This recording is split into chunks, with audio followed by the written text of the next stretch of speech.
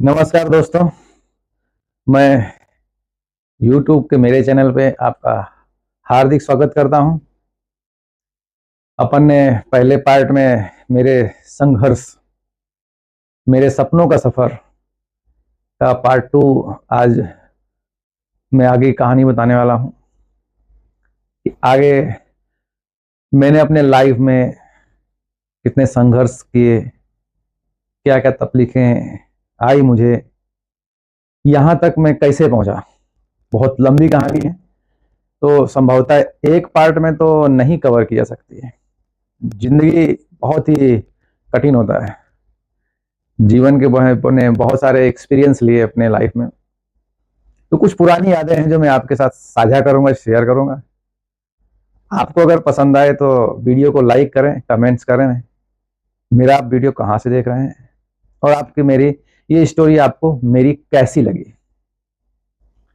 तो मैं मेरी जानकारी देता हूँ। मैं रहने वाला उत्तर प्रदेश, बांदा डिस्ट्रिक्ट, चंदवारा गांव का रहने वाला हूँ। मेरा गांव बहुत सुंदर और अच्छा है। गांव में यमुना नदी बहती है, किनारा है यमुना नदी का, और वहां पर किशोरी जी का मंदिर भी है। स्कूली शिक्षा मेरी वहीं पे चंदवारा में हुई। तो 1 से लेके 5वीं तक मेरी शिक्षा चंदवारा के प्राइमरी स्कूल में हुई, और 5वीं से लेकर 6वीं से लेके 9वीं तक की जो शिक्षा थी, जो तो पंडित जवाहरलाल नेहरू इंटर कॉलेज में से हुई। जो मेरे दोस्त थे, काफी सारे दोस्त थे, तो कुछ दोस्त थे जो बहुत ही क्लोज थे, जिसमें सुनील सिंह करके था, जिसे गौतम करके हम प्यार से बुलाते थे। श्याम सुंदर करके था, जिसको हम आदित्य करके, जिसको हम श्याम सुंदर बुलाते थे, और उसको कभी कभी बापू भी बोलते थे। बहुत प्यारे दोस्त थे हम लोग। बहुत सारे थे दोस्त थे। राम सागर तिवारी था, जिसे हमें गुनगुनी बोलते थे। काफी अच्छे दोस्त थे हमारे। बहुत मस्ती करते थे। थोड़ा मैं बदमाशी बहुत करता था बचपन में। और ऑब्वियसली सभी बच्चे अपने बचपन में बहुत ही अलग लेवल में रहते हैं, मतलब काफी शरारती होते हैं। तो मैं भी काफी शरारती था, शरारती बोल सकते हैं। तो मैं मेरे गांव में जो है काफी अच्छा घूमने का था, तो मैं वहीं पे जो है घूमता फिरता भी था, बच्चों अपने दोस्तों के साथ खेलता था। और वैसे मैं बहुत ही गरीब परिवार से बिलोंग करता हूँ। मेरे पिताजी किसान हैं, लेकिन उन्होंने हमारी परवरिश में कोई कसर नहीं छोड़ी है। हम 3 भाई हैं, 2 बहनें थी जो अभी एक्चुअली उनकी मौत हो चुकी है।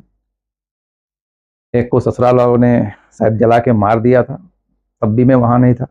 और एक बहन को मेरे सांप ने काटे, तब भी मैंने वहां नहीं था। तो कहानी हम शुरू करते हैं। मैं 10वीं में 9वीं से पास होकर 10वीं कक्षा में गया था, और मस्ती मस्ती के चक्कर में मेरा नाम कट गया। पढ़ने में बहुत होशियार था मैं हमेशा रैंक लाता था। मेरे इंटर कॉलेज में मेरे क्लास में मेरी तीसरी रैंक आती थी पूरे कॉलेज में। बहुत पढ़ने में होशियार था, लेकिन कुछ पैसे की कमी थी, जो मैं आगे की पढ़ाई कर भी नहीं पाया जिस हिसाब से करना चाहिए। और वहां से मैं करीब 14-15 साल की उम्र रह, क्योंकि मैं घर से भाग गया था, बाहर भाग गया था, गुस्सा होकर भाग गया था। भागकर मैं सूरत में पहुंचा था। सूरत में मैं सचिन जीआईडी से पहुंचा था। पहले मैं ब्रेड रोड पंडोल में रहता था। वहां मेरे दादाजी के लड़के रहते थे। दादा के लड़के, नाम याद नहीं है, पर चुक्कू भैया बोलते थे उनको। उनकी शादी हो चुकी थी, उनके बच्चा लड़का था एक सनी करके, उनके पास रहता था मैं। 1-2 दिन रहा जो है, तब मुझे लगा कि उनके लड़के को कोई तकलीफ दिक्कत है मेरे रहने से वहां पे। बाकी चुक्कू भैया में दिक्कत नहीं थी, अच्छे अच्छे व्यक्ति हैं, बड़े भाई लगते हैं हमारे। तो उनके लड़के को दिक्कत थी, तो मैं वहां से चला गया। वहां से जाके मैं सचिन जीआईडीसी में था। वहां पर मेरा दोस्त था जयवीर सिंह, जो मेरे घर के बाजू में रहता है। वहीं पे वो काम करता था, काफी सालों से काम कर रहा था वहां पे। तो मैं उसी के साथ में वहाँ पर काम करने लगा, सीखने लगा। छोटा था, ज़्यादा काम आता तो था, धीरे धीरे सीखते थे जो है। काम करते करते नींद आ जाती थी, सो जाते थे वहीं। कपड़े पहनने के लिए रहते नहीं थे, तो एक ही कपड़ा था जो है, पैंट शर्ट थे। फिर एक मम्मी का मैं शॉल लेके आया था घर से, उसी एक जोड़ी शॉल लपेट लेने का और एक जोड़ी कपड़े धोने का, सूखने के बाद फिर पहनने का। ऐसे करते करते 6 महीना गुजर गुजर गए, बीत गए 6 महीने। घर की भी याद आती थी बहुत। लेकिन मैं एक सपना लेके आया था। सपने सब लोग देखते हैं, मैंने भी सपने देखे थे। मेरा सपना तो था कि मैं पढ़ लिख के बहुत बड़ा पायलट बनूंगा। इंडियन एयरफोर्स में जाने का मेरा सपना था। लेकिन सारे सपने कहते हैं, जब आप धरातल पर उतरते हैं, जब जिंदगी आपका इम्तिहान लेती है, तो आपके सारे सपने चकनाचूर हो जाते हैं। आर्मी में, नेवी में या एयरफोर्स में आने का सपना तो मेरा टूट ही गया, रह ही गया। अब मैं दर दर की ठोकरें खाने लगा था। घर जाने का रास्ता नहीं था, घर जा नहीं सकता था।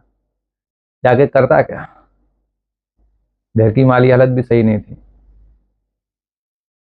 तो मैं कैसे भी करके वहां दिन गुजारने लगा। धीरे करते करते एक बार मैंने पेपर में, अखबार में एक एक ऐड छपी थी, उसमें लिखा था। मैं छोटा था, 14 14 साल के आसपास था मैं। 9वीं पास करके गया था। आप अभी उसी से अंदाजा लगाइए, 9वीं पास में बच्चा कितना बड़ा होता है, मतलब बच्चा था। तो वहां पर मैंने एक अखबार में पढ़ा जो है, उसमें लिखा था कि भाई हमें मैनेजर पद के लिए लड़के और लड़कियों की आवश्यकता है, एशियन मल्टीनेशनल कंपनी। तो अनुभव की जरूरत नहीं, पढ़ाई लिखाई की जरूरत नहीं, खाना रहना फ्री, यही तो चाहिए था। जब इंसान के पास पैसे नहीं होते हैं, तो खाना अगर कोई फ्री में देता है, तो वो उसके जैसे, उसके लिए भगवान जैसा है, भगवान ने उसको भेजा। हम गए भाई वहां पे, yes shopping centre, bread Udhna Udhna road, yes shopping centre, Jeevan Jyoti cinema के सामने पहले मंजिला में था। काफी सारे लोग देखा मैंने, सुबह से वहां गया तो काफी अच्छा। ऑफिस में लगा कि नहीं कुछ हो सकता है, इंटरव्यू लिया गया कि भाई आप सपने दिखाए गए, आप ये बन जाओगे, आप मैनेजर बन जाओगे, ऐसा सब। हमने सोचा यार सच में ऐसा होता होगा, तो हमने जो है वहां से बोरिया बिस्तर बांधा कि भाई यार यहाँ से चले चलते हैं। क्योंकि पैसे नहीं थे, जिनके यहाँ पर हम रुके थे, तो 3 महीने में रुका था, उनके यहाँ राशन का पैसा भी देना था, लेकिन पैसे बचते ही नहीं थे। 1500 रुपया तो मिलते थे महीने का। तो वो जाने नहीं देंगे, इसके लिए मैं चुपचाप चला आया वहां, छोड़ के। अपने कपड़े तो थे नहीं। आया, यहाँ इंटरव्यू दिया, तो बोले हाँ आप पास हो गए हैं, और 200 रुपया का फॉर्म दिया। जो वही 200 रुपया मेरे पास थे। हमको लगा यार कुछ ट्रेनिंग होगी, जिंदगी बदल जाएगी। सपने देखने लगा, उड़ने लगा सपनों में। ऐसा लग गया मुझे पूरी जिंदगी मिल गई। इतने सपने मेरे, अरमान जागने लगे। दूसरे दिन सुबह करीब करीब 7 बजे जो है, ऑफिस में गए, देखा तो झोले भर, झोले हैं, झोलों में जो कपड़ा धोने का पाउडर है, वो पैकेटों में जो है भरा हुआ है। एक लड़के से मेरा बात कराई गई, बोले "ये आपके बिजनेस फादर हैं"। मैं बिजनेस फादर से मिला, तो उन्होंने बोला कि ये आपको सब सारी ट्रेनिंग दिखाएंगे, सारी ट्रेनिंग करवाएंगे आपको। 1 दिन का ट्रेनिंग इनके साथ है, इसके बाद आपको वैसा ही करना है। आप मेहनत करने के बाद आपको भी इनके जैसा ट्रेनर बना दिया जाएगा। तो मैं, चलो देखते हैं भाई क्या होता है। कुछ नया सीखने को मिल रहा है, कुछ नया एक्सपीरियंस करने को मिल रहा है। बच्चा, छोटा सा बच्चा था मैं, मुझे क्या दुनियादारी पता थी। गांव से निकला हुआ, सीधा साधा। गांव के लोग वैसे भी कितने सीधे साधे होते हैं, और वैसे भी आजकल की दुनिया हो या पहले की दुनिया हो, गांव के भोले वाले लोगों को बहुत बेवकूफ़ बनाया गया है। तो मैं भी बेवकूफ़ बन गया। उसके साथ दिन भर घूमा, उसने सुबह सुबह चाय पिलाई, खारी खिलाई, सब जगह घुमाया, और सब जगह मार्केटिंग कर रहा था। बेसिकली डोर टू डोर जाके सेल्समैन का काम करना था। तो मैंने यार अब छोड़ तो दिया, तो क्या करते हैं, वापस जाने का रास्ता तो है नहीं, देखते हैं क्या करते हैं। धीरे धीरे सीखने लगा, तकलीफ तो बहुत होती थी, रोता था मैं, चल भाग चले। एक एक दिन कैसा ना कैसा निकल गया। फिर मेरे को दूसरे दिन दे दिया गया झोला, तो मैंने उठाया और चला। उस दिन कुछ नहीं बिका मेरे से, कुछ नहीं बिका, वापस आ गया। मैंने बोला कोई नहीं, कल बेचना। खाने का पैसा लेकिन वो देते थे, खाने के लिए पैसा क्या। उन्होंने एक जीवन ज्योति जो सिनेमा था उसके पीछे एक फ्लाइट लिया हुआ था, वहां पे करीब 20 से 30 लड़के लोगों को एक फ्लाइट में रखते थे। ज़्यादा ज़्यादा 3 से 4 5 आदमी रह सकते हैं, ऐसा फ्लाइट रहता था। और उसमें 20 30 बच्चे भरते थे, और एक उसमें बंदा मेन रहता था, वही खाना खिलाने जाता था, वही लेकर आता था। तब ने चलो ठीक है, वहीं पे नहाने धोने को मिल गया जो है। ऐसे चलते चलते अब मैं धीरे धीरे समझने लगा था कि भाई हमारे साथ क्या हो गया है। तो मैंने कुछ नहीं, एक वहाँ का जो गुजराती बंदा था उससे मैंने बोला कि यार आप ऐसा करिए, आप गुजराती में मुझे स्पीच लिख के दे दीजिए। तो मैं गुजराती में बोलूँगा तो मुझे कुछ आइडिया लगा कि यार हिंदी से काम नहीं चलेगा गुजरात में। यहाँ तो भाई जो जिस भाषा का एरिया क्षेत्र है, वो वहाँ जो भाषा बोलेंगे वो उसमें कुछ ज़्यादा इम्पैक्ट पड़ता है, इम्प्रेशन ज़्यादा पड़ता है, तभी कुछ होगा। मैंने उससे टीचिंग ले लिखवा ली जो है मार्केटिंग की, भाई क्या बोलना है जाके। ये मैं कुछ शब्द बोलता हूँ उसके जो है कि जाता था सुबह सुबह, जाने का बोलने का, मौसी जय स्वामीनारायण की, અને અમે મેનેજમેન્ટ સ્ટુડન્ટ છે, તમારા એરિયાના 2 કલાકના સર્વે ચાલે છે, તમે बताओ सकता कि हारा कपड़ा धोवा माटे कयो पाउडर वापरतो। ऐसा कुछ काफी लंबा चौड़ा था, मैं आपको शॉर्ट में खाली बता रहा हूँ। ऐसा करते करते काफी दिन बीत गए, पैसा भी आने लगा, लेकिन पैसा भी वो लोग रख लेते थे, और अगर पैसा ना दो तो मारते भी थे, मारते थे पैसा नहीं दो, बोलते थे तुमने ज्यादा मटेरियल प्रोडक्ट बेचा होगा, ऐसा करके बेसिकली हम वहाँ गुलाम बन गए थे। निकलने का कोई रास्ता नहीं था। 14 साल का बच्चा, और जब मार्केटिंग करने आते थे तो सब लोग उनके आदमी लगे रहते थे, कहीं भाग नहीं सकते हैं। एक लड़के ने भागने की कोशिश की थी तो उसको बहुत मार मारी थी, उसको बहुत मारा था, हाथ पैर तोड़ दिए थे। ये करीब 20 साल की पुरानी बात है दोस्तों। 20 साल नहीं, 20 साल से ज़्यादा हो गए। करीब मेरी उम्र 39 है, करीब 25 से 26 साल की बात है। तो मैं तो भागने की कोशिश भी नहीं किया। वहीं पे एक पवन चौहान करके था, उसने तो बताया उनका भागने का प्लान था। वो वहाँ उस समय उस ब्रांच का मैनेजर बन के बैठा हुआ था। उसने बोला, उसने हमको भरूच ले गया, भरूच में मार्केटिंग करने के लिए। वहाँ उसने सारी कहानी बता दी हमें, भाई ऐसा ऐसा है, निकलना है तो मैं निकल रहा हूँ, मेरे साथ निकल सकते हो। तो हमने बोला ठीक है भाई, यही अच्छा आदमी होगा, इसके साथ ही निकल चलते। तो उसके साथ निकल लिए। अब एमपी में जाना था मैं, ये 2003 की बात है, 2002 या 2003 की बात है। मैं गांव से निकला था 2000 में, 2000 या 2001 के आसपास, एग्जैक्टली याद नहीं मुझे, बट 2000 या 2001 के आसपास में निकला था। तो ये 2002 की बात है। तो वहाँ पर जो है हमने प्लानिंग बनाया कि एमपी से हम लोग जो है नंदूरबार होते हुए, शहादा होते हुए सेंधवा पहुंचेंगे, ऐसा करके प्लान बनाया। बस में चढ़ गए। डर था कि वो लोग आएंगे जरूर अमरोली वगैरह में मारने के लिए। तो मैं जो है पीछे बस के बैठ गया, और जब देखा कि कोई आ रहा है तो सब लोगों ने जो है छुपने के लिए, जो है मैं सबसे पीछे बैठा था, जो है मैं पीछे की सीट में लेट गया। मैं इतना डरा हुआ था, पकड़ लेंगे तो बहुत मारेंगे। बस चल चल दी, लेकिन मैं इतना डरा हुआ था कि मैं वहां से उठा नहीं, लेटा रहा। पेशाब मेरे को लगा, बाथरूम लगा मेरे को। मैंने इतना डर की वजह से मैं बाहर नहीं गया, वहीं सीट में ही मैंने पेशाब कर लिया। सोचिए क्या हालत हो गया उस समय, किस मनस्थिति से मैं गुजर रहा हूँ, आप अंदाजा लगा सकते हैं। ये तो अभी मेरी शुरुआत है दोस्तों, कहानी की ये शुरुआत है। आपका दिल भर आएगा, आंखें भर आएंगे मेरी कहानी सुन के।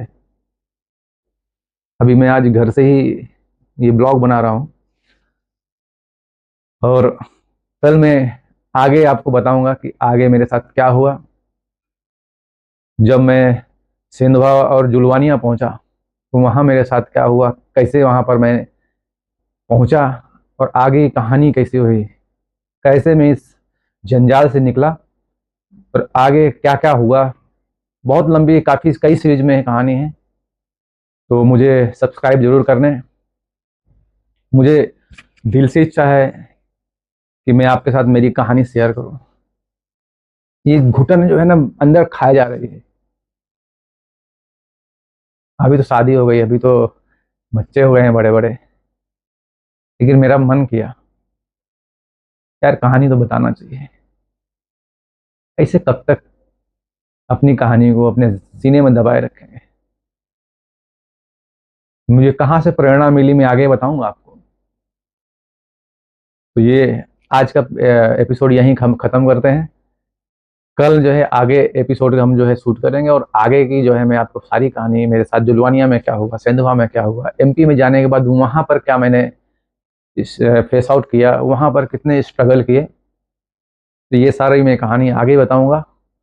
और ऐसी कहानी, मेरी कहानी सुनने के लिए आप मुझे सब्सक्राइब जरूर करें, और मेरे वीडियो को लाइक और कमेंट्स जरूर कर दें, क्योंकि आप हैं तो मैं हूं।